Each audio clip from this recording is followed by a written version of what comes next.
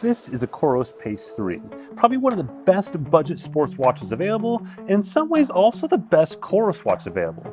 I've been using it over the last few months, putting it through its paces in multiple continents with all sorts of swimming and cycling and running and hiking and more, all in the quest to figure out if the things COROS says in their marketing are actually true in this watch. This new COROS Pace 3 leans heavily on new hardware, a slate of it in fact built inside this small case, all while only slightly increasing the price from $199 to $229, which is notable because COROS has not increased the price on the Pace series since it was first introduced almost 6 years ago. So with that, let's just get straight into it on some of the new features.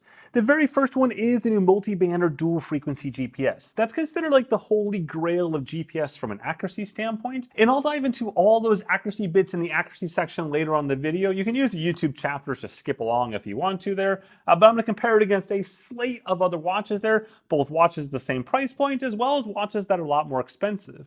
With that though is the increased battery life, and in particular on the different GPS modes. You can see this chart here right there on the screen that shows you basically the battery life at different kind of GPS levels. So if you do multi-band or dual frequency, you're burning through that battery quite a bit faster, but it will be more accurate. In my testing, these numbers didn't hold true because they were better than the numbers. Just for context here, a couple weeks ago, I did a 12.5-hour hike in the mountains with this watch. In that case, I had navigation enabled and dual frequency enabled, multi-band enabled, whatever you want to call it, to the highest GPS setting possible, and I burned through about 66% of the battery. Now, on that particular hike, I wasn't using the optical heart rate sensor on the back, so that would have helped it along a little bit. But still, keep in mind that I should have burned in almost 90% of the battery according to their charts. And if I look at plenty of other activities I've done over the last few months, it's always been better than the charts that COROS has. So kudos to COROS on that one.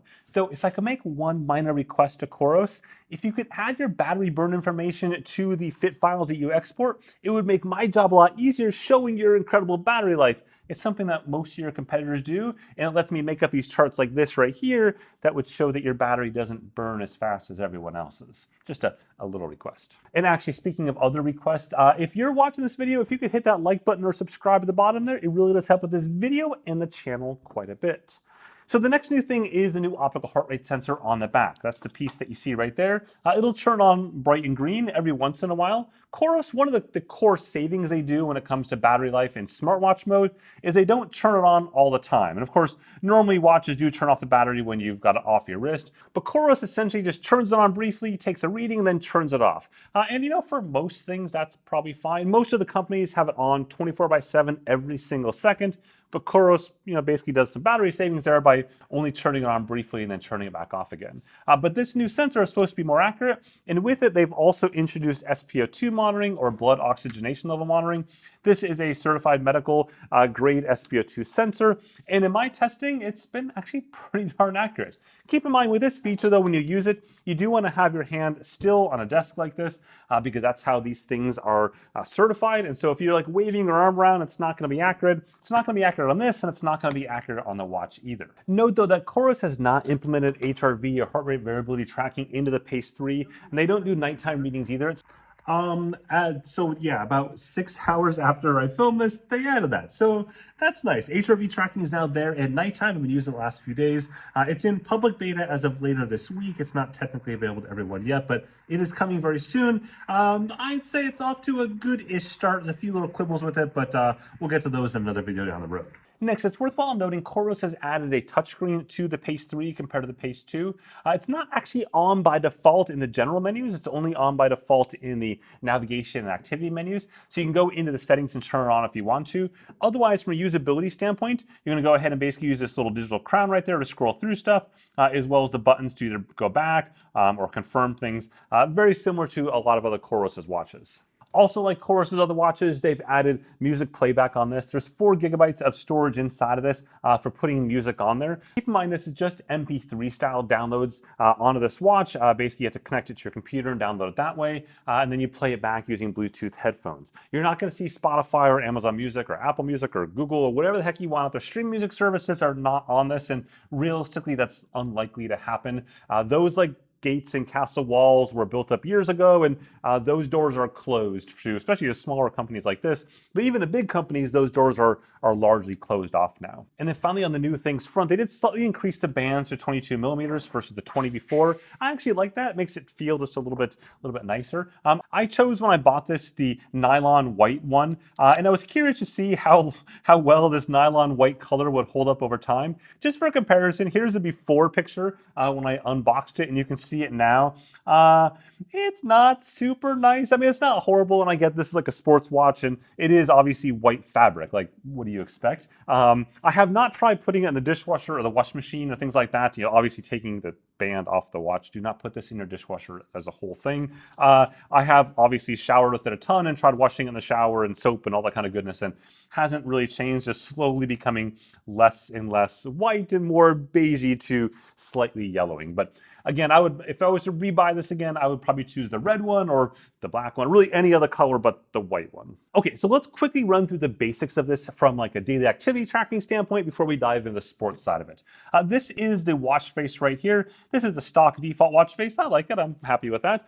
You can customize the watch face or choose from a bunch of different custom ones. You can see some of those on the screen right here. And then from there, I just simply scroll down into the widgets. And these are basically also customizable, by the way. You can choose which ones you want or don't want in there from the smartphone app. A lot of the changing of things is done from the smartphone app, and this is true here as well. So you can see calories up there.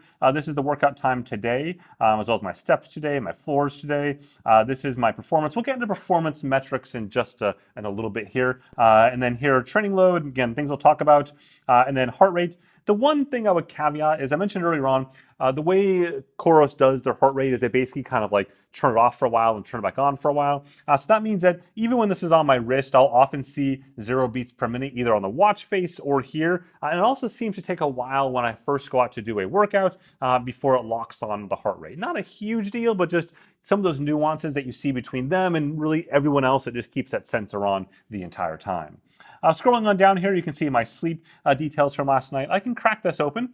So that's the time I slept there and the different sleep stages and sleep phases. If I choose this here, I can see the average over the last 7 days in each one of those particular days. When it comes to the accuracy of the sleep data, there's kind of two different camps there. The first is it accurate at the times I fell asleep and woke up? And on the whole, generally speaking, yes, it is. I've had a couple of nights where if I woke up early in the morning briefly, like for just a few minutes between like 6 and 7:30 or so in the morning, it would think I was like done with it for the day, and that'd be over. Even if I went back to sleep for a couple hours. This happened last weekend where I slept in until like 9:30, 10 o'clock, and in that case, it was like, oh, you stopped at 7:30, 7:45, and that clearly wasn't the case. But beyond that, it's been pretty good. In terms of these sleep stages and sleep phases, as I say every time I reviews, that's not something I'm judging accuracy on, because the tools that are available to compare accuracy of these sleep phases and sleep stages, these different awake, REM, light, deep sleep pieces right there, just simply aren't that accurate. They're only like 80 to 86% accurate in a best case scenario. So like you're comparing apples to pears and oranges and kiwi fruit, and it's just not worthwhile comparing. Ultimately, I just want to know whether or not I went to sleep and I woke up and those times are correct. Now, going on down here, you'll see a couple more widgets. So you've got the elevation. This isn't actually that far off, being -6 meters. I'm slightly higher right now than what I'm normally at, but I'm pretty much at sea level or slightly below sea level, depending on where I am around here. So this isn't all that far off. And then you have sunrise, sunset. And again, just a couple more things around pressure and temperature. Now, all these activity metrics are viewable on the COROS app. Again, a couple screenshots right here, like steps and sleep, etc. So you can look at all those there if you'd like to as well. It's not quite as detailed as most of their competitors. And this is like the general trend that you'll see, and I'll talk about this more later on, is that COROS is mostly about no frills. And they are most deadly as a company when they are trying to compete on price. As they go up further in that price ladder, they tend to really struggle to compete on price.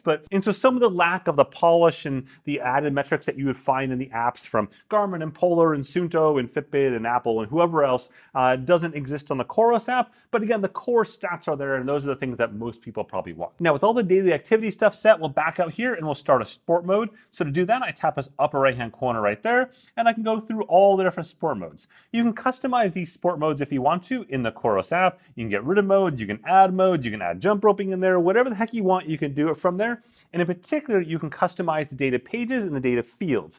So you can have up to 6 different data pages for each sport profile. And on each one of those pages, you can have up to 8 pieces of information, which is very, very solid, especially for this size of display. Keeping in mind, like Polar's new Vantage V3 watch, which costs $600, only allows up to 4 pieces of data on that in a screen size that is bigger than this and more brilliant and newer and all that kind of stuff. So good job, COROS, there.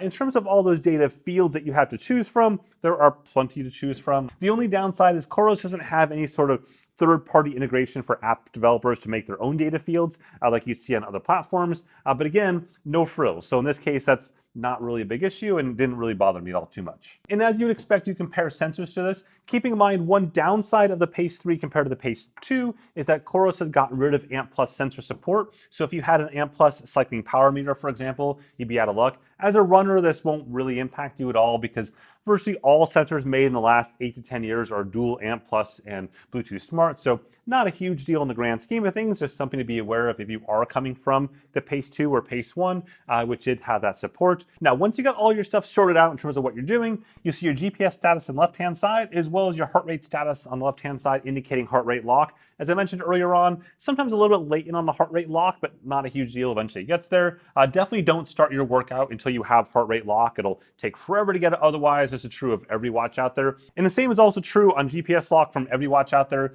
Don't start until you have that. With the COROS Pace 3, I had no problems getting that within just a few seconds every single time.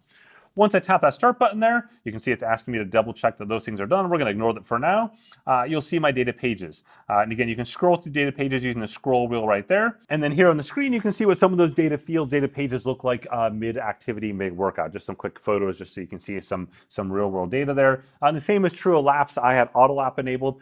So when you see that, you'll see your lap information pop up as well. At the end of your workout, you'll basically go and stop the workout, obviously, and then you'll see all your stats in the summary page. You can see that right here. Long list of stats, you can scroll through them, pretty much all the normal stuff you would expect. And then from there, you can go ahead and look at those same stats, or actually even more stats, on the COROS app as well. And of course, it does sync off to Strava and Training Peaks and a lot of the big name platforms. Again, not quite as many platforms as some of the other companies out there, but if your platform isn't on this list, it's probably a bit more niche. Not that that's not important, but just kind of keeping in mind that, again, no frills, COROS has all of the major stuff, but some of the more niche platforms aren't there today. Now, one of the things that COROS shows on their watches as well as their app is a couple different training load and recovery metrics. So you can see here on the watch, the first one is your running fitness index, so 80.1. And if I scroll down from that, I'll see my race predictor times. And this is my 5K, 10K, half marathon, and marathon. The problem with this numbers and the rest of the numbers I'm about to show you here is they're mostly hot garbage. And this has been the case since COROS introduced some of these metrics. They just don't make a lot of sense, and they don't really line up with reality. For context here, see this 5K time there of 22 minutes and 8 seconds as the estimated race predictor time? Today I went out and ran 30K as my long run, easy pace, not that hard. Within that long run, my fastest 5K section was at 22 minutes and 50 some odd seconds, which of course is entirely silly that I would not be able to go and run a faster 5K if I was just running a 5K than running a 2.5 hour long run. An easy pace, by the way. So again, these numbers are pretty bad, and I don't see any obvious basis for reality. If I compare these estimates to other estimates from Garmin and Suunto and Polar and others, those are all much closer to reality of what I would expect today, which is probably like in the 19s or maybe a little lower than that. But this just has always seemed a little bit off to me. If I go back from there, you'll see my training load displayed right there. This is my training load from the week. And this is notable because right now I'm on Friday, so it looks more normal. But if I look at a photo I took on Monday, you'll see it's basically empty. And the problem with displaying training load this way is that it's not really useful. You want training load to be displayed in a 7-day like trailing window, which is what all of their competitors do, and they do it for good reason, because if I go to Monday, my training load doesn't reset just because I woke up on Monday. The training load is, again, that 7-day history, so hopefully that's a minor change COROS can make that would make that a lot more useful. You'll also see here your overall training intensity trend. Right now it thinks I'm excessive because it doesn't really like what I'm doing. I think I'm just doing too much, I guess, for it. And then if I scroll on down here, you'll see 83 hours till full recovery based on, again, that run I did today, that 30K run I did just a couple hours ago. ago. And I get that this is a budget watch, but if I look at the other budget watches in that same category from Polar as well as Suunto especially, and even Garmin, depending on what's on sale or not on sale, these metrics are a bit more flushed out. And in general, it feels like COROS kind of copied those metrics from other companies, but didn't understand the underpinnings of how those metrics are actually calculated, and thus we see these inconsistencies. In any case, let's not get stuck in the weeds too much here, so let's go get stuck in the weeds with the navigation side instead. So when it comes to navigation, this has really basic breadcrumb style navigation in two different modes. The first thing we need to understand is getting the routes onto the watch. And the way you do that is get them into the COROS app first. You can sync them from Strava routes or Komoot, they both sync in there. There is like some weird latency where it just takes a while. If I create a route on Strava and then wait on the COROS app, it doesn't show up immediately. I've got to like refresh a bunch of times and close the app and reopen it. And then eventually like a few minutes later, it pops open for no particular reason. Even if I created that route hours ago, I don't know what's going on there, but it's whatever. It is what it is. Once it's there, you can then go ahead and sync it to the watch. And then on the watch, you can go ahead and choose that route under settings, go down to navigation, and then you can choose, this is the one I did from today right here. I select that 30K route. I can see the elevation details, which is obviously a pancake. I can choose the direction, basically go forward or reverse. And I can go down here, I can choose the map direction, heading up or north up. And then finally, I can choose a deviation alert on or off, meaning if I go off course to tell me that. And then turn by turn. So we'll talk about turn by turn in just a second. That's a beta feature, but let's get kind of the basics done first. Once I've got that, I can hit the start button and I can see my breadcrumb trail. There is, again, no maps on the COROS Pace 3.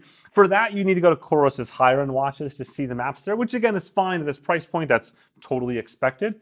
So you'll see that breadcrumb trail and you're just going to follow along in that map or breadcrumb trail view. Note that by default, you won't get any sort of turn alerts, meaning that if you're not paying attention, you could miss your turn and go off course somewhere else. When you do go off course, you'll get a deviation warning, usually about 50 meters or so off course. It'll pop it up and say, yo, you're off course, go figure it out yourself and get back to the course. So to solve that, COROS announced this past summer that they're opening a public beta for their turn-by-turn navigation. This would allow you to go ahead and get those turn alerts before you got to that turn and then remind you as you arrive at that turn. The way this works, you need to enable some things in the settings. You can find documentation on COROS' site on how to join the beta and all that kind of stuff. Once you've done that, if you look at the app closely, the map of your particular route, you'll see basically all the markers for the turns. Note if you zoom in a bunch, you'll see that there's missing like a lot of these turn prompts. This is all automatically generated. That's not something that you control. You just spit in there and it spits out the turn prompts. And that's notable because when you get outside, those are still missing. So that's setting aside for a second. Basically, as you're going down the road, about 200 or so meters in my experience before you get the turn, you get a turn arrow, basically saying which way you're turning, and that's it. You won't see any details on how far the distance is until the turn, which is kind of strange because everyone's done that forever, but nonetheless, that's not there today. You'll get one more warning just before you get to the turn, and these turn banners disappear like super quick. Just a couple seconds they show up and they disappear. So those are all things I'd like COROS to kind of work through, as well as, of course, the missing turn prompts entirely. Which again, it's all public beta, so it's not the end of the world, but it's clearly, the reason why it's public beta is it's not really baked all that well. I think overall, if you're only very sparingly using navigation on this device, it's fine. But if you're leaning heavily on navigation, as of right now anyways, I would probably look somewhere else. So with all that said, let's talk about accuracy, both the GPS side and the heart rate side. And for that, we're gonna jump over the computer. So starting off with this theoretically easy forest run, it was easy, it nailed it. In fact, this other trail run I did also perfectly nailed across the board. No reason to spend much time on that. Instead, we're gonna go into this city run. And of course, starting off like in the overpasses or under the overpasses, it did really well there. Better than I expected to be honest. But the real test on this is these 20 to 30 story building section where I take all of my GPS watches through, and it was perfect across the board here. About as good as you can get anyways. And this wasn't the first time I had taken on this test. I took it on a test back earlier this fall, and it also did very well then too. Up into the mountains we go. This is my nearly 60-kilometer long hike with cliffs and all that kind of stuff. And if I look at all these across the board, it's virtually identical to the higher end watches from Suunto and Garmin. So really, really solid there. The only place it did not do so solid was this open water swim. It had a really rough go here and was kind of all over the place. Still, on the whole, when I look at GPS accuracy for the Pace 3, it is very solid and easily better than the COROS Vertex 2 or the Apex 2 Pro or Apex 2. Without a question, far better than those. Especially in cases like this on these switch packs, I did really, really well right here.